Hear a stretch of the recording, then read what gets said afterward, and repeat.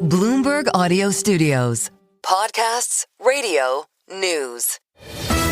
The Stock Movers Report, your roundup of companies making moves in the stock market, harnessing the power of Bloomberg data.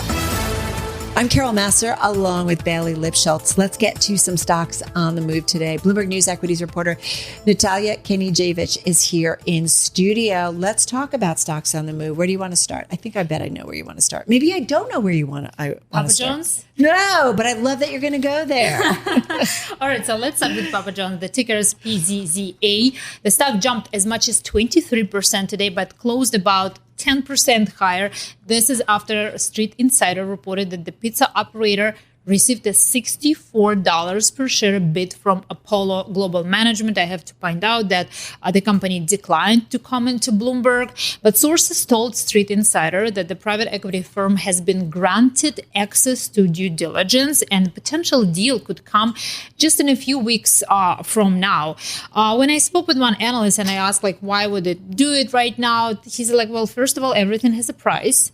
The company has been struggling. It's underperforming Domino's Pizza, especially after Domino's started collaborating with delivery services like DoorDash, Uber, and potentially, probably it's more important that 2024 was a really tough year for quick restaurant services companies because consumers are becoming more picky, right, at the low end of the consumer chain. We got to make choices, and maybe it means no food delivery. Yeah, so pandemic, yes, definitely was a great time. But then I looked at the price, stock price starting from October 2021. Guys, guess what? It's down by 63%. Wow, that's a lot. Even with today's move, it's only recouping losses from the last 4 days. And Natalia, I think it's interesting, as you mentioned, if you see a report that says $64 and it closes at $46, I think investors aren't buying it. Yeah, exactly. I was surprised by that, right? Yeah. That it didn't even move up to that.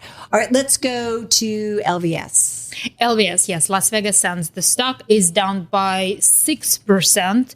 Just as other Macau casino operators, it came as some industry reports showed that demand for casinos was weak. Particularly, I'm citing Jefferies data.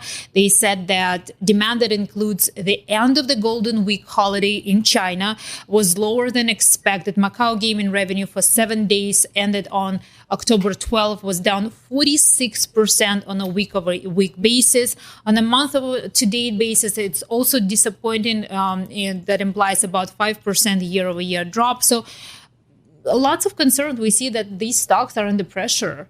And you're also seeing Golden Week is such a big event in Asia. Yeah. And if people aren't leaving mainland China to go gamble, the question comes back to how is the health of the Chinese consumer or the people at the top 10%? If they aren't making those trips to, I don't know, bet on horses and kind of do everything else. Have you been to Macau? No, I haven't. Have you? No. I was in Hong Kong, but I didn't make the trip. I was told it's a glorified Vegas, and I try to limit my time in Vegas. But I digress. Natalia, I think the stock that you want to end on is the one that Carol thought you would start on. Can I just say, though, Las Vegas Sands, not all gaming companies or gambling are the same, but they have their exposure to Macau is a big one. So the China play is really important for them. Yeah, and we saw Wynn under pressure. So 2 of the 3 worst performers, we talked about that on TV, 2 of the worst 3 performers in the S&P 500, all because of that exposure to Macau. Anyway, back to the green. All roads lead back to today. Broadcom? Yeah. Broadcom, the ticker is AVGO. The stock is up by 10%, I should say, 9.88.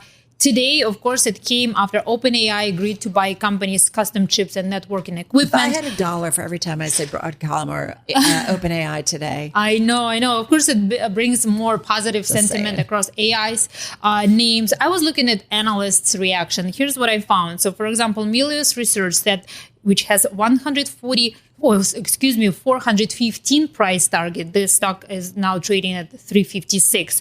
They said that this deal would double AI revenue in 2026 and then double again in 2027. However, when we look at today's price reaction, Vital Knowledge analysts said that one of the biggest reasons why this stock jumped after earnings report is because Broadcom announced this partnership with OpenAI. And they said, it's a quote, "It seems like the announcement this morning is a little bit recycled. So investors knew that there was a pact between the two companies. Wah, wah, wah. Come on, how much time did we devote talking to this? I still want to know what happens if OpenAI was public. Would the shares be up or down today? I have no idea. Do we know? Well, they're spending. We think we don't know who's funding it. You're right. We don't. Like this is this vacuum that is AI, and they are, kind of the poster child of all of it. And it's either going to be a massive win, or I don't know, it could end badly. And we talked about it earlier. You're better off being wrong when everyone else is wrong than to be the one who sits it out a la Intel. Well, that's the bet, right? And that's the risk right now. The Stock Movers Report from Bloomberg Radio. Check back with us throughout the day for the latest roundup of companies making news on Wall Street. And for the latest market-moving headlines, listen to Bloomberg Radio live. Catch us on YouTube, Bloomberg.com, and on Apple CarPlay and Android Auto with the Bloomberg Business app.